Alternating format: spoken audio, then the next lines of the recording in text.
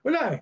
Kaya talagang they're really hanging on to their life para to keep as much money as they can and to get away with as much crime as they can. Hindi na raw kinagulat ni Ombudsman Jesus Crispin Remulla na binawi na ng mag-asawang kontratistang Curly at Sara Diskaya ang kanilang kooperasyon sa investigasyon ng ICI. Kasunod dito ng pahayag ni ICI Commissioner Rogelio Singson na wala pang kwalipikado maging state witness sa mga humaharap sa ICI. Tinapat na rin daw ang mga Diskaya sa Department of Justice na mahirap ang inihingi nilang blanket immunity o pagkaligtas sa asunto sa lahat ng kaso. Evasive talaga siya, hindi niya talaga sasabihin lahat. Selective lang. Meron siyang selective recall ng mga bagay-bagay.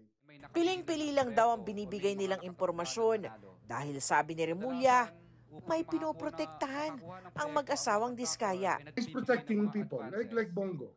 Kasi nga, yung joint venture nila, 8 projects worth 800 million. Doon sila simula lumaki. But they will not talk about it. Ang tinutukoy ni Remulla ang mga joint venture na pinasok ng mga Diskaya sa pamamagitan ng kadalang St. Gerard Construction kasama ang CLTG Builders na kontraktor na pinangangasiwaan ng ama ni Senador Bongo. Nangyari mula 2017 na mga joint venture, panahong Special Assistant Pasigo ni dating Pangulong Rodrigo Duterte. Bahagi ito ng mga iniimbestigahan sa mga Diskaya sa State Witness Evaluation at case build-up ng DOJ. Sinasabi nila they had to go through a mediator, tapos lisensya lang daw na ginamit nila. Ang ginamit ng kabila. Hindi raw siya nakialam, binigyan daw siya ng 3%, parang ganun. Hindi ako naniniwala eh, hindi siya ganun eh. Hustler yan.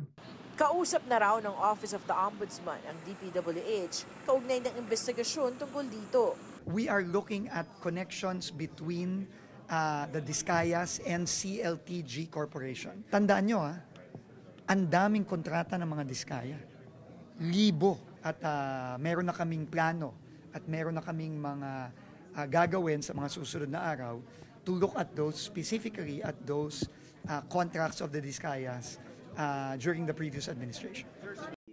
Buwelta naman ni Go, iniuugnay raw ang pangalan niya sa mga Diskaya para malihis ang takbo ng investigasyon. Hindi ko po kilala ang mga Diskaya. Wala po akong kinalaman sa kanila at wala po akong pakialam sa mga Diskaya. Yung flood control ang issue dito.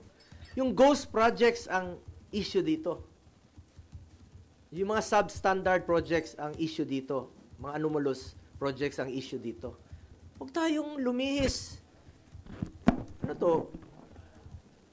May cover up? Ano to, para ilihis yung atensyon sa totoong may kasalanan? Tinutumbok natin sino yung mga buhaya talaga. Malapit na eh. Lumalabas naman eh. Yun ang hanapin ninyo, panagutin nyo. Ayon kay Go, siya mismo ang nag-ungkat tungkol sa joint venture ng mga Diskaya at ng CLTG Builders sa pagdinig ng Senate Blue Ribbon Committee noong Setyembre.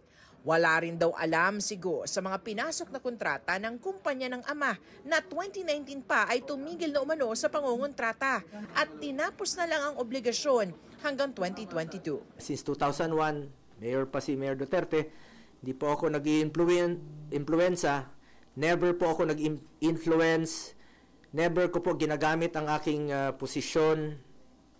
Kaya sinabi ko, nakialam ba ako para bigyan ng pabor ang aking kamag-anak? Hindi. Nakinabang ba ako dito? Hindi rin po. Because I observe delikadesa. Kung sakaling ipatawag daw siya ng ICI, handa naman daw si Go. Kung kakailanganin, iimbitahan daw ng ICI si Go.